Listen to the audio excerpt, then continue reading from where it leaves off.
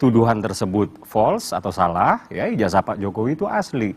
Mas Umam, Pak Jokowi menyebutkan ada backup sebetulnya yang mengorkestrasi ini. Pertanyaan saya adalah apakah kemudian ini juga mengarah kepada rivalitas sih sebenarnya pada Cawapres 2029 itu?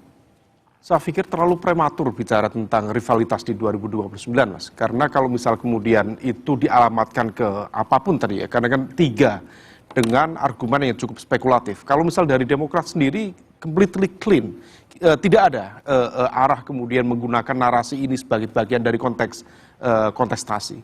Nah oleh karena itu kalau misal kemudian memungkinkan, alangkah lebih baik memang tadi disampaikan oleh Mas Uki, kita sangat setuju.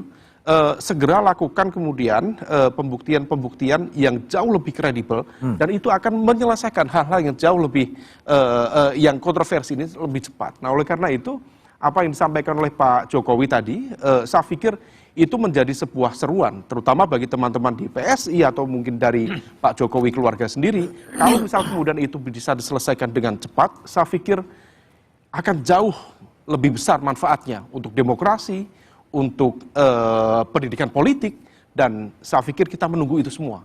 Menunggu diselesaikan?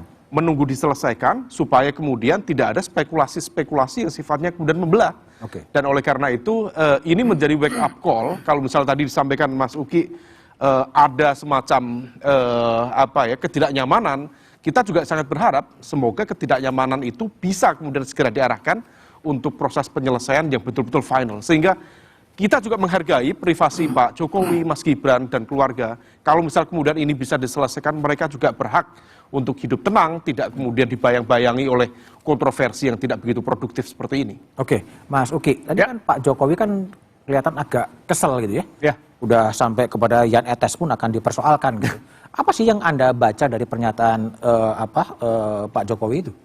Iya, begini. Sebenarnya soal ijazah ini sudah semenjak tahun 2020. Waktu itu Bambang Trimulyono ya, dengan buku berjudul Jokowi Undercover. Dan lelaki berijazah palsu, and the blah, and the blah, and the blah, and the blah. Sudah disidangkan berkali-kali ya, diproses hukum berkali-kali, dan diputuskan juga sudah berkali-kali. Gitu. Keputusannya tetap sama bahwa tuduhan tersebut false atau salah, ya ijazah Pak Jokowi itu asli. Lalu institusi yang paling berwenang untuk menyatakan keaslian ijazah Pak Jokowi yaitu adalah UGM itu sendiri, Universitas Gadjah Mada, karena mereka lah yang merilis, ya. Dan UGM juga sudah berkali-kali menyatakan bahwa ijazah tersebut asli. Lalu kemudian Barreskrim Polri pernah juga kemarin itu ngecek otentisitas dari ijazah Pak Jokowi, ya. Setelah dicek otentik, gitu. Jadi apa yang dimaksud dengan Pak Jokowi adalah ini sudah terlalu lama. Terlalu lama? Ini sudah terlalu lama, iya. Walaupun memang aktornya itu berganti ya. Aktornya berganti? Aktornya berganti. Kalau Roy Suryo yang kami catat itu kurang lebih setahun belakangan. Kalau bagi PSI maunya gimana sih selesaikan pengadilan gitu? Jadi satu hal yang pasti ya, Pak Jokowi itu tidak akan mengganggu orang lain, tapi ya jangan diganggu-ganggu terus, gitu. Haknya ya seolah-olah dikebiri. Yang dalam hal ini adalah dia punya hak privasi. Yang dalam hal ini adalah ijazah itu adalah dokumen pribadi, ya. Dan seolah-olah dia dituduh ijazahnya palsu kalau dia tidak menunjukkan, kayak gitu. Dan ketika Pak Jokowi kemudian, oke, saya tunjukkan, cuman kita bawa ini ke ranah hukum, salah lagi, wah. Ini presiden ke-7 adalah presiden yang memenjarakan rakyatnya. Kan? Padahal kalau kita bayangkan ya, 4 tahun bahkan sekarang menjadi 5 tahun ya, ijazahnya dipersoalkan terus. Ini udah kesabaran tingkat dewa ini. Kalau saya digituin terus, paling 3 bulan 4 bulan saya tahan. Terus ngapain? Kalau langsung saya tuntut juga lama-lama. Pak Jokowi ini kan, kalau dengan Roy Suryo ini sudah kurang lebih setahun lah ya. Itu baru dilaporkan ke polisi terkait dengan pencemaran nama baik. Jadi justru yang ingin dilakukan oleh Pak Jokowi dalam hal ini dengan beliau melaporkan ke polisi adalah membuka seterang-terangnya ijazah tersebut. Dan Pak Jokowi juga ya pada saat melaporkan ke polisi membawa ijazah yang asli loh. Oke. Membawa ijazah yang asli loh.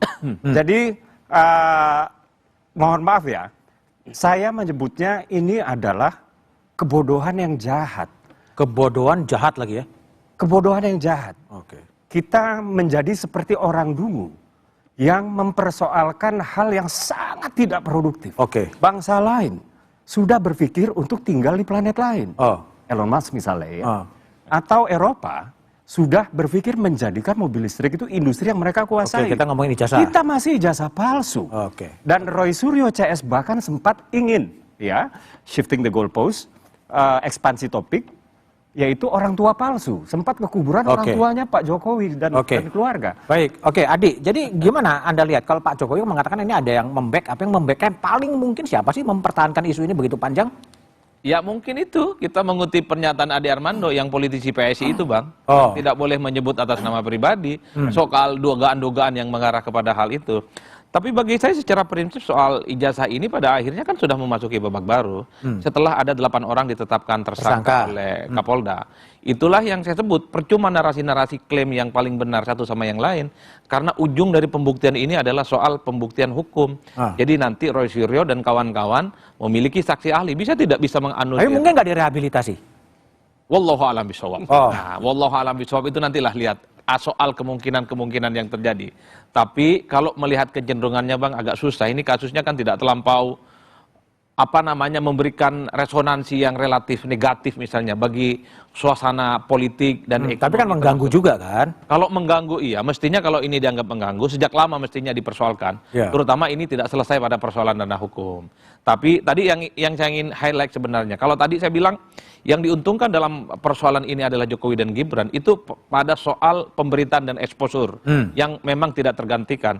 Tapi pada saat yang bersamaan karena ini sudah berlangsung cukup lama, hitungan saya tidak setahun, baru 10 bulan, ini secara perlahan sudah menjadi hantu yang relatifly secara psikologi sepertinya sudah mulai mengganggu. Hantu yang mengganggu? Yang cukup mengganggu tentu saja Bang. Karena kalau kita bicara dari pagi ketemu pagi, semua media online, media cetak, TV, koran, radio, termasuk medsos, ijazah lagi. Sesuatu yang menurut saya bukan hanya tidak produktif, tapi memang merasa insecure sepertinya. Tak nyaman terus Bang. Kalau tidak membicarakan 24 jam itu yang masuk dalam memori publik, termasuk memorinya Pak Jokowi, Mas Gibran, itu hanyalah soal ijazah dan tidak ada isu yang lain. Oke, baik. Jadi bagaimana kemudian menyelesaikan